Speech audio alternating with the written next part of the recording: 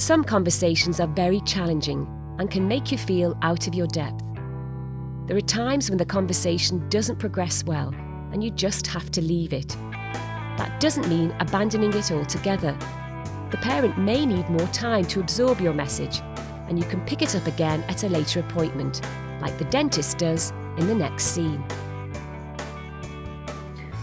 She just loves her bottle. I can't imagine her giving it up.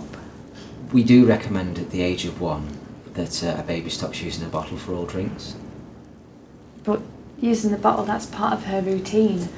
And my husband, he loves giving her a feed before bedtime. Yeah, she doesn't have to stop using a bottle immediately. It can be gradual. I don't say anything in the Cowgate box about her not having a bottle when she turns 1, though. I'm sorry, I don't know what Cowgate is. It's the make of the milk that we give to Charlotte. You don't have kids, do you? I see. Sorry, thank you for that. Well, at the age of 1, a child can move on to normal cow's milk, and we would suggest moving on to a free-flowing cup. I don't think you're understanding my point, though.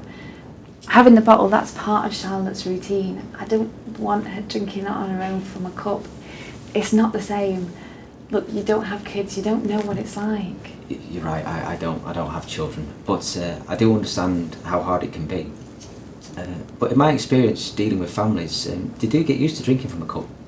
And I understand your point, but I don't want to put Charlotte through that upset. She's not ready, neither am I. As I said, these things do take time. But why don't we leave it there, and let's have a chat about it the next time you come in for an appointment, see how you're getting along. The dentist found it hard to relate to the mum in this scenario, and leaving it was an acceptable method to use. But there was perhaps another thing the dentist could have done, such as engaging with another member of the team. Let's rewind the last bit of the conversation, bringing in the dental nurse to support. Look, you don't have kids, you don't know what it's like. Well, you're right, I've not had kids, but Julie, you've had a couple of kids, haven't you? How did you deal with this? I remember when mine were babies and how difficult it was taking those first few steps to get them off the bottle. You just get into a nice routine and then everything starts to change. But you're still bonding with your baby, don't worry. It is daunting, but what we recommend is that the baby comes off the bottle by the age of 1, because then they're getting the new teeth and we want to keep them healthy and strong. It just doesn't seem the same as drinking from a cup.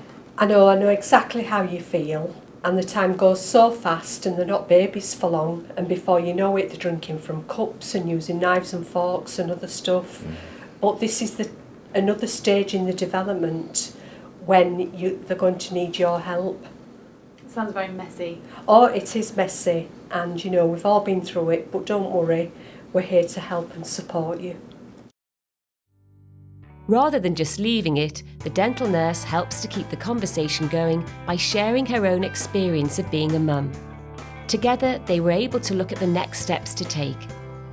You could also signpost parents to the wider healthcare team, such as their health visitor, for further support and advice if necessary.